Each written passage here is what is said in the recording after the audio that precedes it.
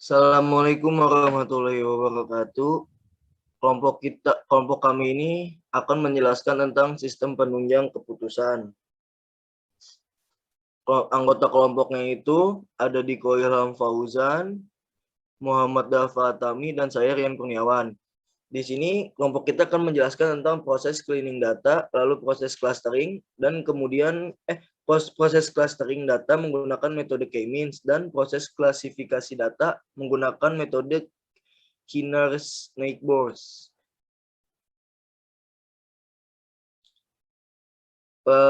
Pertama itu ada data jumlah penduduk lanjut usia berdasarkan jenis kelamin per kelurahan tahun 2018 dan 2019.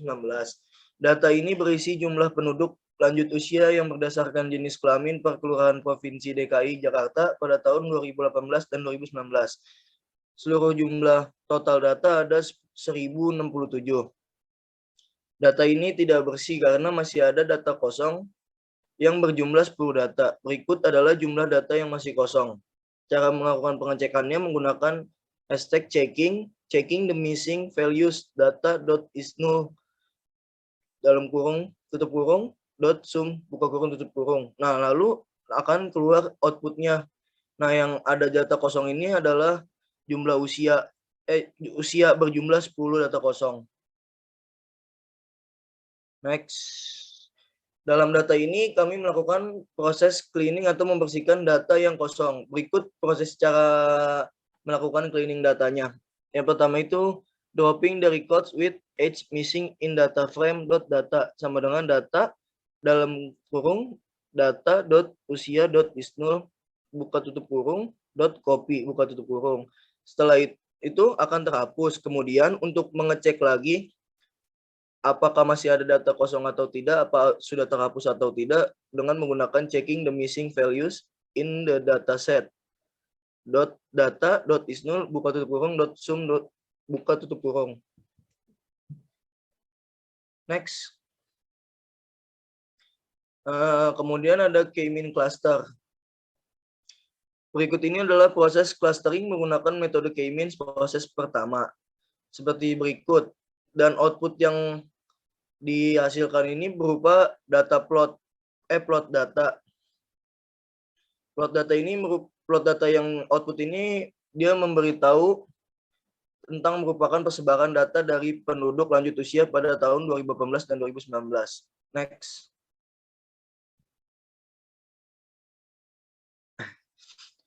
Yang proses kedua pada clustering ini, kita menentukan array menggunakan K-mean cluster. Lalu nextnya ini proses ketiga pada clustering, yaitu proses terakhir. Proses ketiga ini menghitung centroid atau rata-rata dari data yang ada di masing-masing cluster. Next. Selanjutnya akan dibaca oleh Diko Ilham Fauzan. Ya. Selanjutnya ada proses KKN classification, processing dataset dengan label binarizer. Pada proses ini dilakukan mengklasifikasikan jenis kelamin dengan data jumlah dan tahun sebagai acuannya. Pada tahap visualisasi, kita import data terlebih dahulu, lalu melakukan grup B dengan kode jenis kelamin dengan X jumlah dan Y tahun. Contohnya sebagai berikut ini. Oke, lanjut. Selanjutnya ini pada processing dataset. Pada tahap ini kita akan membuat array berdasarkan jumlah dan tahun dan juga berdasarkan jenis kelamin. Pada tahap selanjutnya untuk mengubah nilai string menjadi numerik biner dengan demo seperti gambar, dan hasilnya adalah 0 sebagai data pria dan 1 sebagai wanita. Selanjutnya mengubah array 2 dimensi menjadi 1 dimensi menggunakan metode flatten dengan demo seperti di gambar.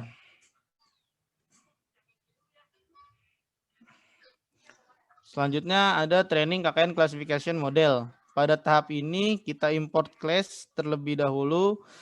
K adalah parameter yang sudah diketahui yang berjumlah 3. K adalah jumlah tetangga terdekat yang terlibat untuk proses prediksi. Setelah K dibuat, kita membuat objek Knightbor classification dengan parameter N Knightbor yang bernilai K, lalu ditampung pada model, lalu memanfaatkan X-train dan Y-train sebelumnya. Setelah dieksekusi, hasilnya adalah train model atau model yang sudah ditrain.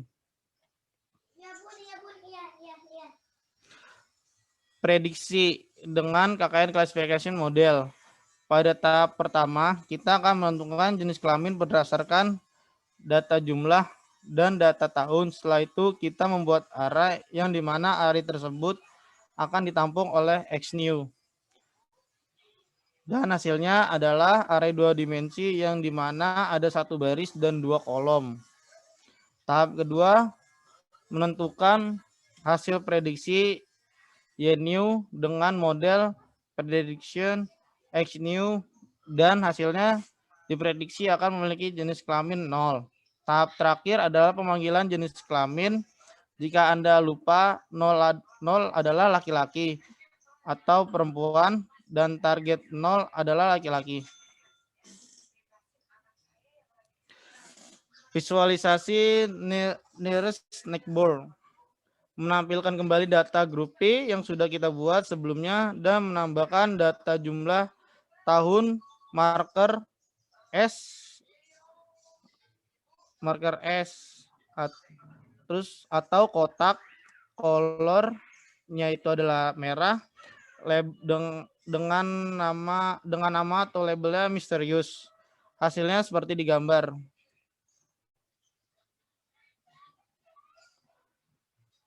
Selanjutnya akan dibacakan oleh Dava. Baik, setelah kita tadi mempelajari KNN secara umum, sekarang kita mempelajari bagaimana KNN ini mengukur jarak antara data yang diprediksi dengan sekumpulan data lain pada dataset training. Di sini kita melakukan penghitungan Euclidean distance untuk mengukur jarak antara satu data point dengan data point lainnya. Langsung aja di situ terdapat, kita lakukan perhitungannya, di situ terdapat data misterius yang dibentuk ke dalam format NumPy array, dan NumPy array-nya yang terbentuk ini akan ditampung ke dalam variabel misterius. Lalu setelah itu dieksekusi, maka output-nya akan seperti di gambar, akan menghasilkan array. Lalu selanjutnya kita akan menampilkan sekumpulan nilai fixes dari training set kita. Di situ ada Xtrain. Lalu akan dieksekusi, maka hasilnya akan menampilkan data array sebagai berikut. Boleh di next. Nah, di sini kita akan coba untuk menghitung jarak berdasarkan Euclidean distance antara data point misterius dengan setiap data lain pada dataset di Xtrain yang tadi. Caranya kita akan menggunakan function Euclidean. Pertama kita mengimport dulu functionnya dengan cara from scipy.special.distance import Euclidean. Lalu kita memanggil functionnya Euclidean. Di sini fungsi Euclidean ini digunakan untuk mengukur jarak atau distance antara data point misterius dengan suatu data point lain di dalam variabel Xtrain. Lalu kumpulan nilai jarak ini akan ditampung ke dalam variabel data underscore selisih. Nah, di sini jarak antara data point misterius setelah dieksekusi, maka hasil di sini akan menampilkan jarak antara data point misterius dengan data point pada data Xtrain tadi. Boleh next.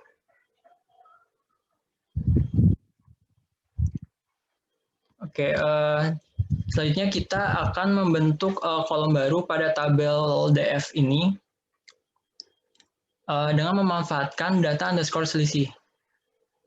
Jadi langsung aja kita tadi panggil functionnya DF selisih, di mana artinya ini kita akan membentuk kolom baru pada DF yang bernama selisih.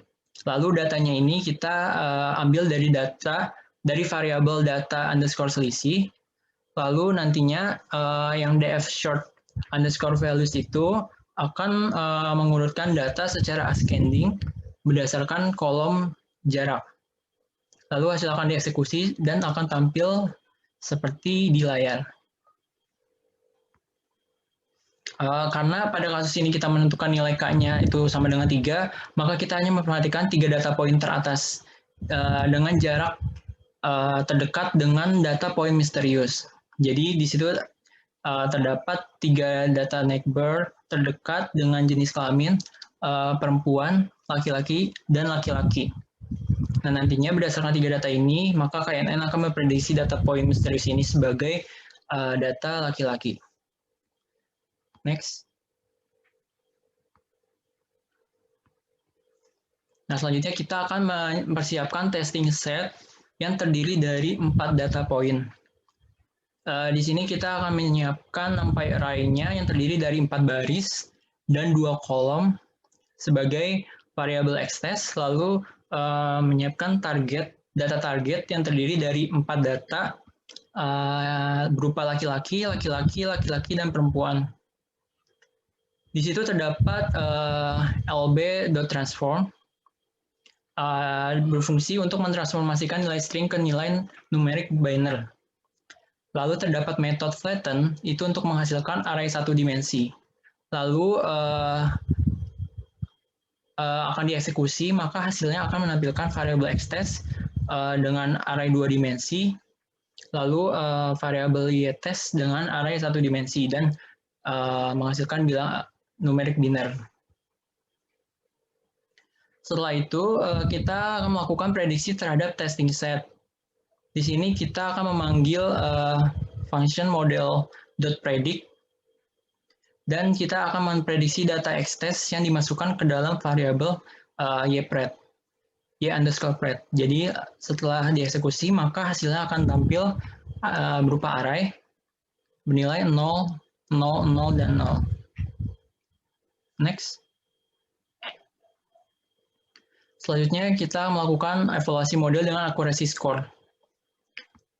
Pertama kita langsung mengimport function accuracy score-nya dengan cara from sklearn.matrix import accuracy underscore score.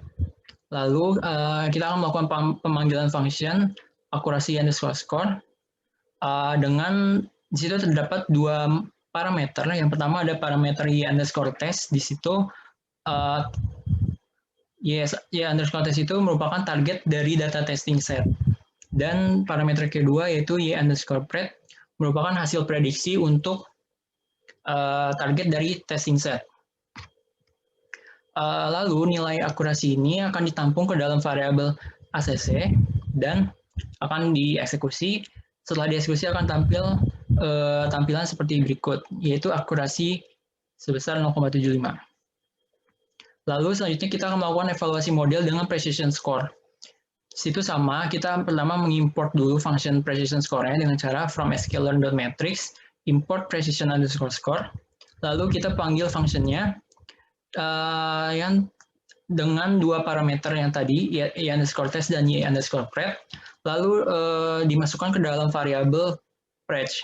Nah, setelah itu akan dieksekusi, maka hasilnya akan tampil seperti di layar. Jadi next.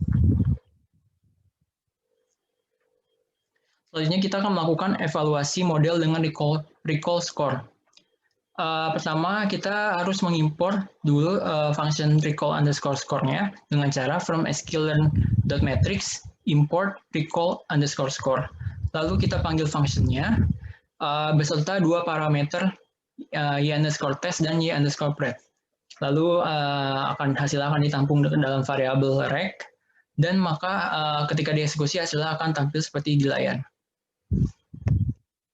Selanjutnya kita melakukan evaluasi model dengan F1 score. Nah, di sini sama F1 score ini, cuma bedanya F1 score ini adalah nilai rata-rata harmonik dari precision dan recall. Untuk prosesnya sama, kita mengimport dulu function F1 score-nya dengan from sklearn.matrix import F1 underscore score. Setelah itu panggil function-nya beserta 2 parameternya, lalu ditampung ke dalam variabel F1. Setelah itu dieksekusi, maka hasilnya akan tampil seperti di layar. Next. Selanjutnya ini ada evaluasi model dengan classification report. Di classification report ini berisi nilai-nilai secara keseluruhan. Prosesnya sama, kita harus mengimport dulu function classification reportnya dengan cara from scalar.matrix import classification underscore report. Lalu nanti memanggil functionnya beserta dua parameternya dan ditampung ke dalam variabel cls underscore report. Dan ketika dieksekusi akan menghasilkan tampilan di layar, di mana class report ini akan menampilkan nilai precision recall F1 dari dua kelas, yaitu kelas 0 dan 1. Nah, sedangkan itu macro average itu merupakan rata-rata dari kedua kelas tersebut. Selanjutnya ada perhitungan evaluasi model dengan Matthews Correlation Coefficient. MCC ini merupakan perhitungan alternatif F1 score untuk perhitungan performa dari binary classifier. Nah, di situ untuk menggunakan fungsi tersebut, kita harus mengimport dulu fungsinya Matthews underscore core coef dengan cara from scalar.matrix import Matthews underscore core coef, lalu kita memanggil fungsinya beserta dua parameternya dan dimasukkan ke dalam variabel MCC. Setelah dieksekusi, maka hasil akan muncul. Dalam MCC ini, untuk nilai tertinggi itu bernilai 1, sedangkan kalau prediksi yang dilakukan secara acak, maka nilai skornya adalah 0. Sedangkan kalau model classifiernya benar-benar salah, maka hasil skornya adalah -1. Boleh di next? Oke. Baik, sekian presentasi dan penjelasan dari kelompok kami mengenai data yang kami miliki beserta proses cleaning data, proses clustering data menggunakan metode K-means, dan proses klasifikasi data menggunakan metode K-nearest neighbors. Mohon maaf jika terdapat penjelasan yang salah atau masih ada yang kurang jelas. Terima kasih atas perhatiannya. Wassalamualaikum warahmatullahi wabarakatuh.